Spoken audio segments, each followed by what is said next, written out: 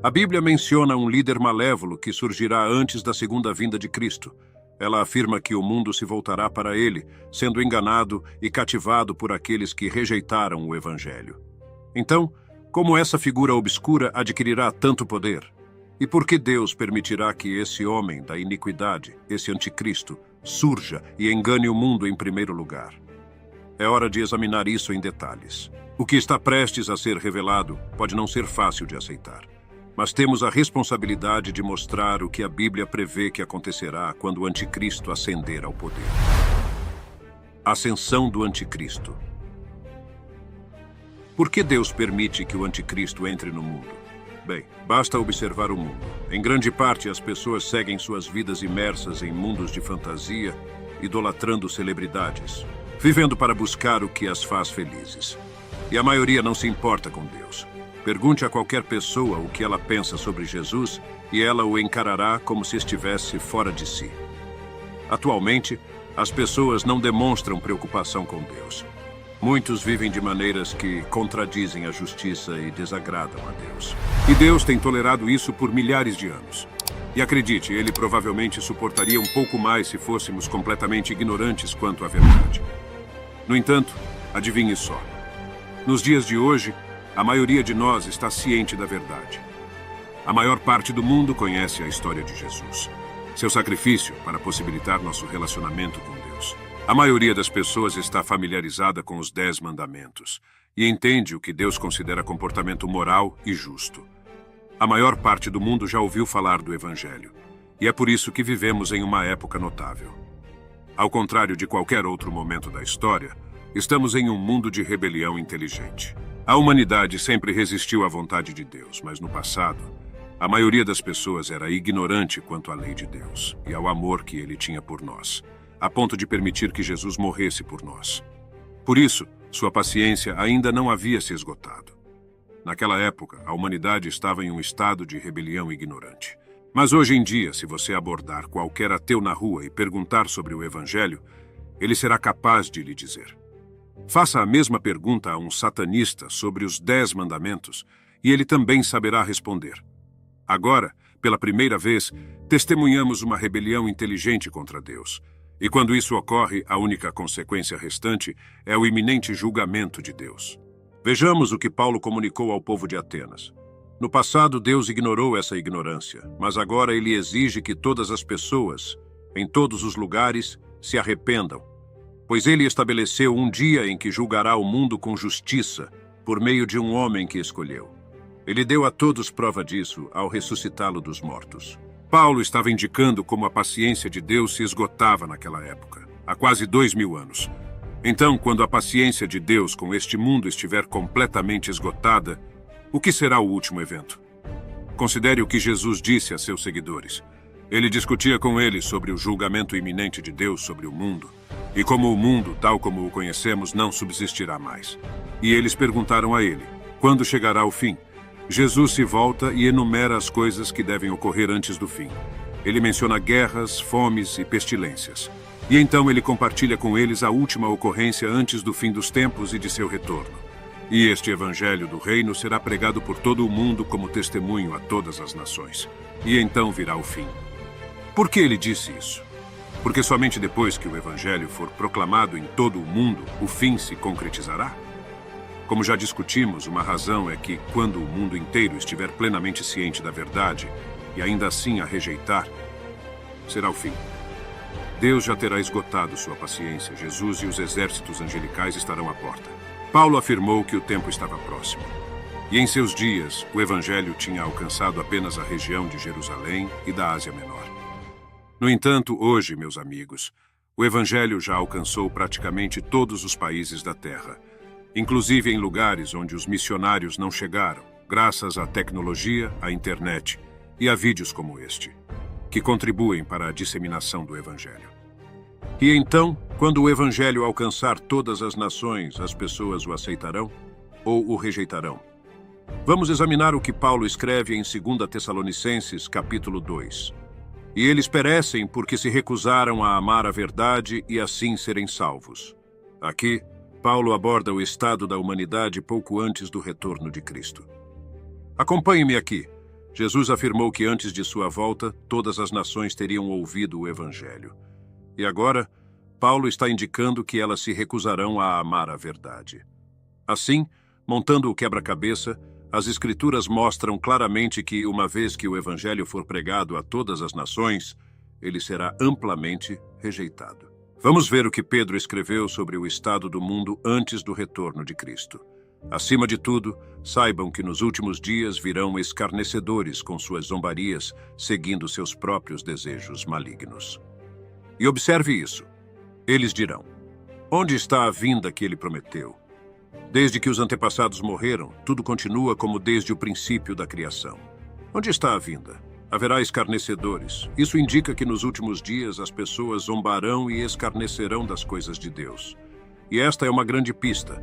Ele diz que nos últimos dias as pessoas farão o quê? Dirão isso. Onde está a suposta vinda que ele prometeu? Isso demonstra que, nesse ponto, o Evangelho já alcançou claramente as nações. Na verdade, as pessoas conhecem tão bem essa previsão que sabem que Jesus deveria voltar. Compreende? No entanto, em vez de aguardar com entusiasmo o seu retorno, elas adotarão uma mentalidade que questiona: onde está essa suposta segunda vinda sobre a qual vocês estão falando? As coisas continuam ocorrendo como sempre aconteceram desde o início da criação. Quantas vezes já ouvimos? Já se passaram quase 2000 anos. Jesus não vai voltar. O mundo está ciente. As pessoas já ouviram. Elas sabem que ele deveria retornar. E conforme predito por Pedro, estão perguntando por que isso ainda não aconteceu, zombando da ideia. Estamos vivendo nesses tempos hoje? Vamos considerar o que Judas disse. Mas lembrem-se, queridos, do que foi predito pelos apóstolos de nosso Senhor Jesus Cristo. Eles avisaram vocês. Nos últimos tempos, haverá escarnecedores que seguirão seus próprios desejos ímpios. E novamente Paulo declara: marquem isto. Haverá tempos terríveis nos últimos dias. As pessoas serão egoístas, avarentas, arrogantes, orgulhosas, abusivas, desobedientes aos pais, ingratas, ímpias, sem amor, implacáveis, caluniadoras, sem autocontrole, cruéis, sem amor pelo que é bom, traidoras, imprudentes, orgulhosas, mais interessadas nos prazeres do que em Deus. Quando examinamos o que a Bíblia diz sobre a condição da humanidade antes da segunda vinda de Cristo, devemos nos questionar: estamos testemunhando isso hoje? Vivemos em um mundo que, em sua grande maioria, ouviu o Evangelho e o rejeitou. E então, como punição por essa razão, será permitido que o anticristo ascenda, conforme está escrito em 2 Tessalonicenses. A vinda do iníquo será conforme a ação de Satanás. Ele usará todos os tipos de demonstrações de poder por meio de sinais e prodígios da mentira, e com todas as formas de engano, de injustiça, àqueles que estão perecendo. Eles perecem porque se recusam a amar a verdade e assim serem salvos. E então, por esse motivo, aqui está. Deus lhes envia um poder sedutor, a fim de que creiam na mentira e sejam condenados todos os que não creram na verdade, mas tiveram prazer na maldade. Basicamente, quando o mundo rejeitar o sacrifício do verdadeiro Messias, quando cuspir na face de Deus, mesmo que ele tenha permitido que seu filho morresse por eles, Deus, em sua ira, permitirá que o falso Messias se levante. Satanás já está enganando o mundo, isso é inegável. Não há dúvidas sobre isso. Mas, de certa forma, ele está sendo impedido de liberar totalmente o poder satânico no mundo. O livro de Daniel ilustra como os arcanjos frequentemente lutam contra ele e os anjos caídos para mantê-los sob controle. Daniel 10, 13 e 20, 21 e Apocalipse 12, 7 mostram que os arcanjos, como Miguel, têm a função de restringir os principados satânicos. No entanto, quando o anticristo ascender, esses anjos serão removidos, afastados do caminho, se a vontade e o poder da iniquidade forem capazes de agir no mundo com plena força satânica. E é por isso que o anticristo enganará facilmente todos aqueles que não aceitaram o sacrifício de Cristo. E será muito fácil. O testemunho daqueles que testemunharam a ressurreição de Cristo e estavam dispostos a morrer por ela, não é suficiente para ele. Mas não. O mundo quer ver sinais poderosos e maravilhas do divino antes de acreditar em qualquer coisa. E assim, quando o anticristo ascender, é exatamente isso que ele terá. Agora, a grande questão. O anticristo é humano? Ele, ao menos, sabe que é o anticristo? E como exatamente Satanás lhe dará poder? Há várias perspectivas sobre isso, mas o consenso geral entre os estudiosos que citam Daniel 11 argumenta que o homem da iniquidade será humano, provavelmente preparado para seu destino desde a infância. O homem da iniquidade provavelmente surgirá com prestígio, preparado para o sucesso no mundo acadêmico e político. Apocalipse 17, 10, 11. O descreve como um rei, familiarizado com os luxos da vida. Em algum momento, ele se conscientizará de sua verdadeira identidade. Chegará o dia em que todos saberão quem você é, mas esse dia ainda não chegou. É difícil aceitar, mas com isso vem poder e influência. Então, ele aceitará seu destino, subindo a escada do sucesso. As pessoas o seguirão e ele será adorado por muitos. Aqueles familiarizados com as profecias bíblicas testemunharão tudo se desdobrando diante de seus olhos. Ele provavelmente se apresentará como um líder de sucesso, talvez até espiritual. No entanto, quando ele orar, certamente não será para o Rei dos Reis. A Escritura afirma que ele não respeitará nem o Deus de seus pais, nem o desejo das mulheres. A um Deus que seus pais não conheceram, honrará com ouro e prata, com pedras preciosas e coisas agradáveis. Alguns estudiosos concluem que ele pode ser descendente de Israel, já que a palavra sugere que ele não honrará o Deus de seus pais, presumindo que seja o Deus abraâmico. Mesmo assim, isso certamente indica que ele é humano. Além disso, é importante mencionar que muitas das descrições desse futuro rei ímpio, que você lerá em Daniel 11, são chamadas de paralelo profético duplo. O que isso significa? Os estudiosos observam que Daniel 8, 11 e 12 não estão apenas falando sobre o reinado do futuro anticristo, mas também se referem ao rei Antíoco IV Epifânio, um dos 4 reis que surgiram do reino de Alexandre, o Grande. A literatura apocalíptica frequentemente adota essa abordagem. Ela profetiza algo que acontecerá em breve, na vida de seus leitores imediatos. E essa profecia será paralela a um evento futuro distante também. Jesus faz isso em Mateus 24, usando a mesma linguagem para descrever simultaneamente 2 eventos futuros. Mateus 24, 20 e 25.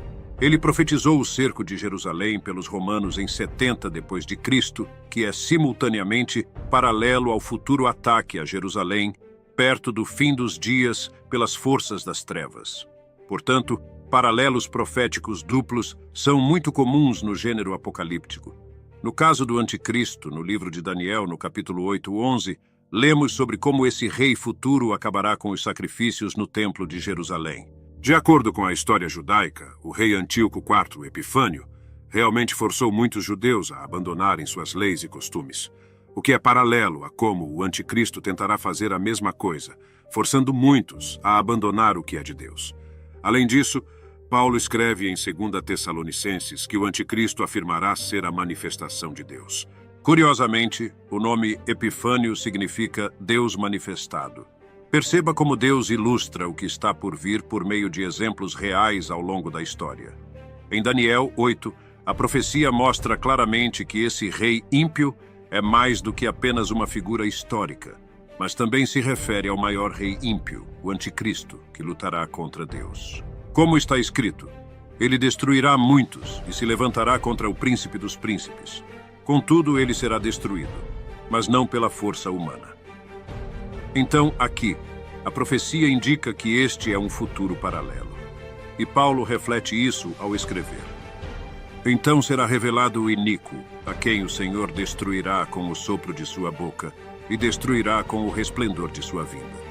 Novamente, vemos que ele será destruído, mas não pela força humana, mas por Cristo, o príncipe dos príncipes, o rei dos reis, na segunda vinda. Quando os anjos estavam dando a Daniel essas visões para escrever, eles o informaram que o cumprimento final dessas coisas aconteceria em um futuro distante. Veja o que diz. E ele será destruído, mas não pela força humana.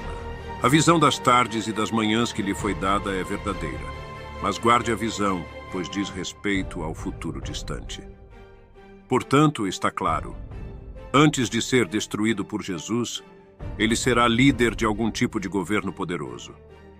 Mas como ele chega a esse ponto? Uma perspectiva comum é que ele enganará muitos grupos religiosos que estão esperando um Messias a acreditar que ele é o Messias. Isso imediatamente lhe renderia bilhões de seguidores devotos. Vemos sugestões disso no texto.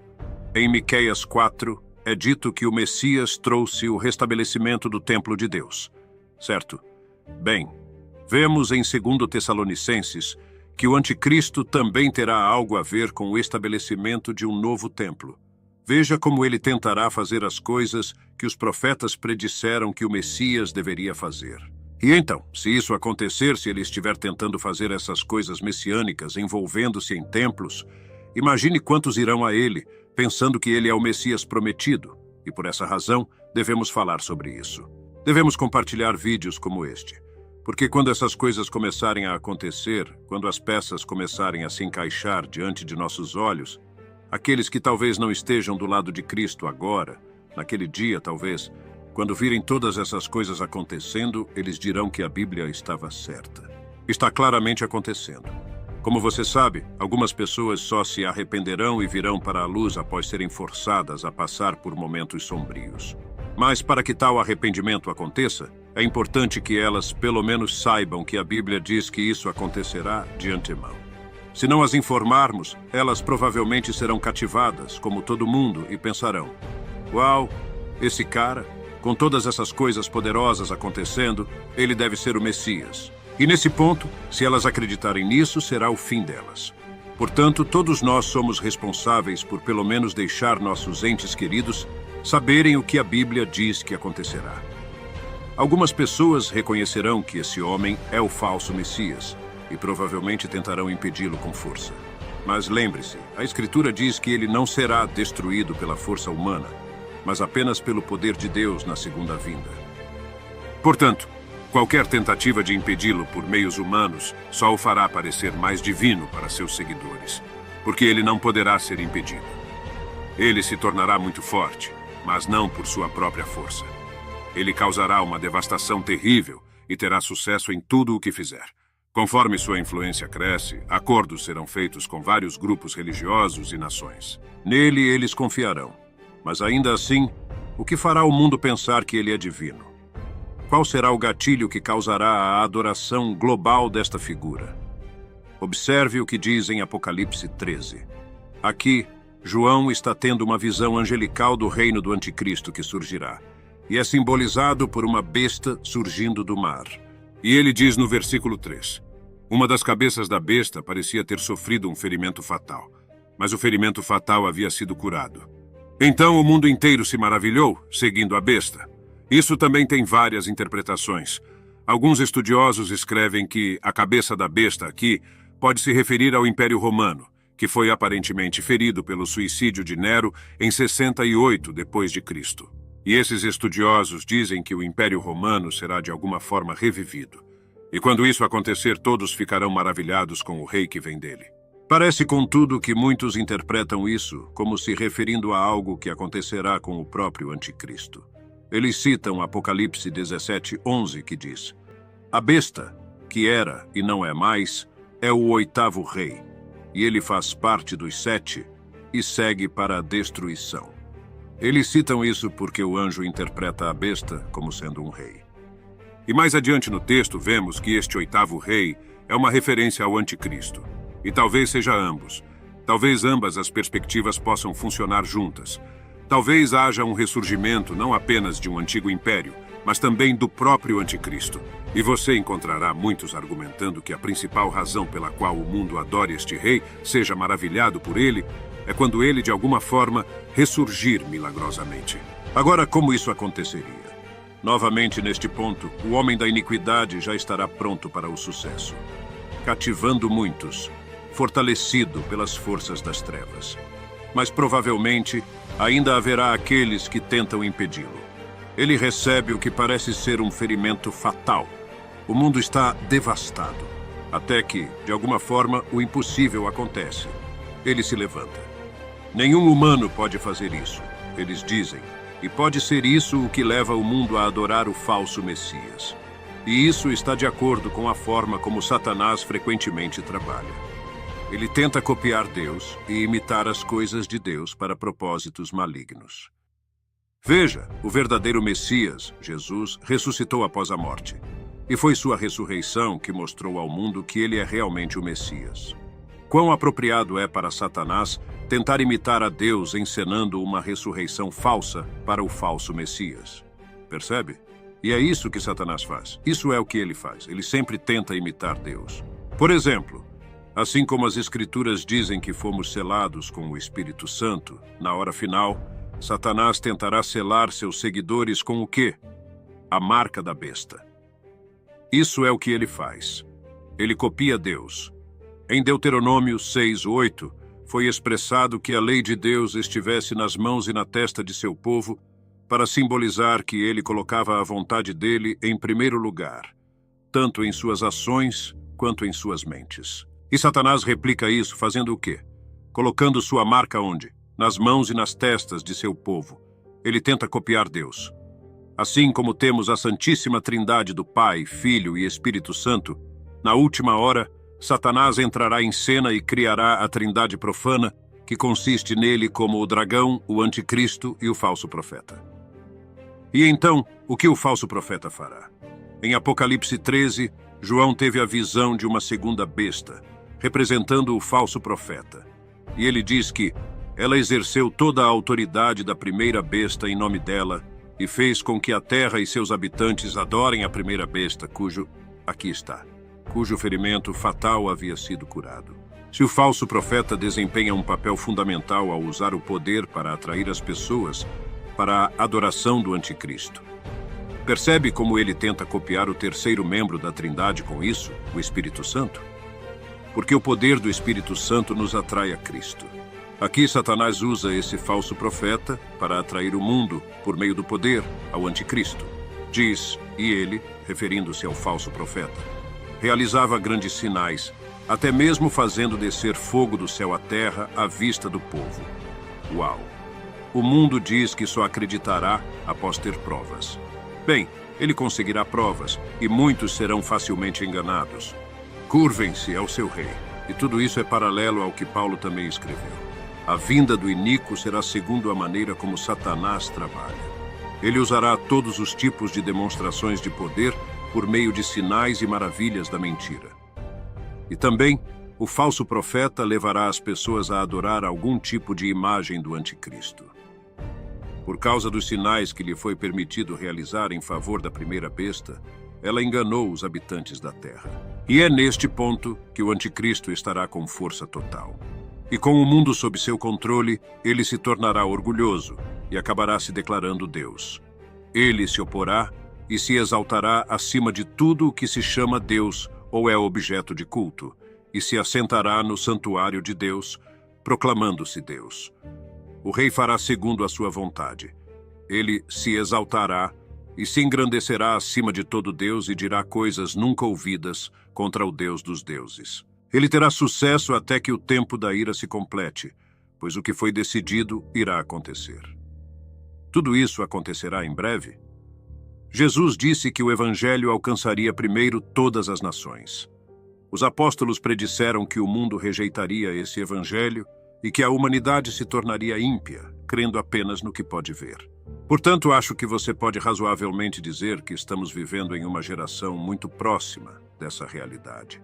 Nós não nos recusaremos a falar sobre essas coisas, porque se alguém assistir a este vídeo, acreditar nele ou não, e o anticristo for uma realidade em seu tempo, nossa esperança é que ela se lembre desta mensagem, que a Bíblia predisse essas coisas e naquela hora, antes que seja tarde demais, se volte para Jesus Cristo. A mensagem compartilhada neste vídeo explora a possível ascensão do anticristo, analisando diversas interpretações bíblicas relacionadas a esse tema crucial. O cerne da discussão reside na perspectiva de que o anticristo poderá emergir em um momento em que o Evangelho já tenha sido disseminado por todo o mundo, mas, lamentavelmente, muitos o rejeitarão conscientemente. Para aqueles que apreciaram o conteúdo, é sugerido que deixem o like, se inscrevam no canal e compartilhem amplamente. Caso haja interesse em uma continuação, parte 2, encorajo-os a expressar sua opinião nos comentários. Prometo considerar todas as sugestões para futuros vídeos. Deus abençoe a todos.